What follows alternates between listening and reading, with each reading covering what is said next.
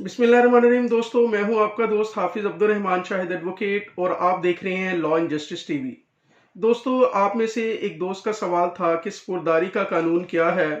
क्योंकि उस शख्स का कहना था कि मेरे ऊपर एफआईआर दर्ज हुई और मैं उस ऑफेंस के अंदर बेल आउट हो गया और उसके बाद मैंने इलाका मजिस्ट्रेट को स्पुर्दारी की दरख्वास्त दी कि जो चीज़ें बवक्ते गिरफ्तारी मुझसे बरामद हुई वो मुझे वापस की जाएं, और इलाका मजिस्ट्रेट ने उसकी दरख्वास्त खारिज कर दी।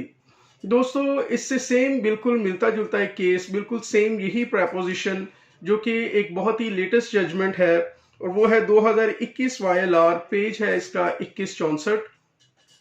इसमें भी सेम यही प्रपोजिशन थी कि एक शख्स के खिलाफ एफआईआर दर्ज हुई जिसमें ताज़ीरात पाकिस्तान की दफा 123 बी, 124 बी और 153 बी जो है उस पे की दफात उस पे लगाई गई और उस पे एफआईआर दर्ज हुई, और इसमें साथ 780 भी लगी जो कि इंसदाद दहशत गर्दी की दफा 7 है, उसके तहत उस पर एफआईआर दर्ज हुई।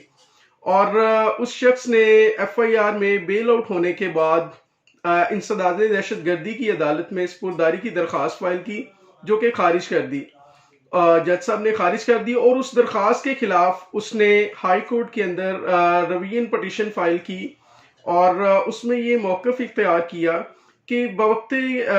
इन्वेस्टिगेशन, ड्यूरिंग इन्वेस्टिगेशन तफ्तीशी ने मुझसे लैपटॉप बरामद किया, प्राइस बॉन्ड्स बरामद किए, और इसके अलावा मेरी एक चेक बुक थी वो बरामद की, जो कि मुझे वापस नहीं की जबकि मैं बेल आउट हो गया हूँ, और ये तमाम चीज़ें शहादत के अंदर मैं एग्जिबिट करवा चुका हुआ हूँ और इनका शहादत में जिक्र है। और अदालत ने उस शख्स को सुनने के बाद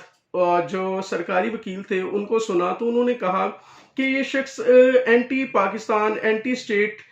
एक्टिविटीज़ में मुलविस है और ये एक बहुत ही हीनियस ऑफेंस है, ये तमाम चीज़ें ये हासिल करने का अहल नहीं है।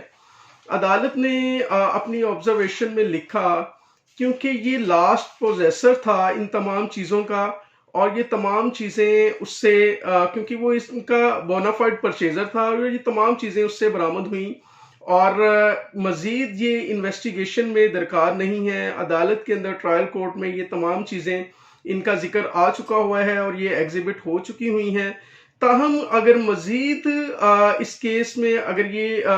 कॉन्विक्ट हो जाता है तो फिर ये तमाम चीज़ें अदालत जो है वो फोरफीट कर देगी और तमाम चीज़ें ये रिटर्न करने का अदालत में वापस रिटर्न करेगा,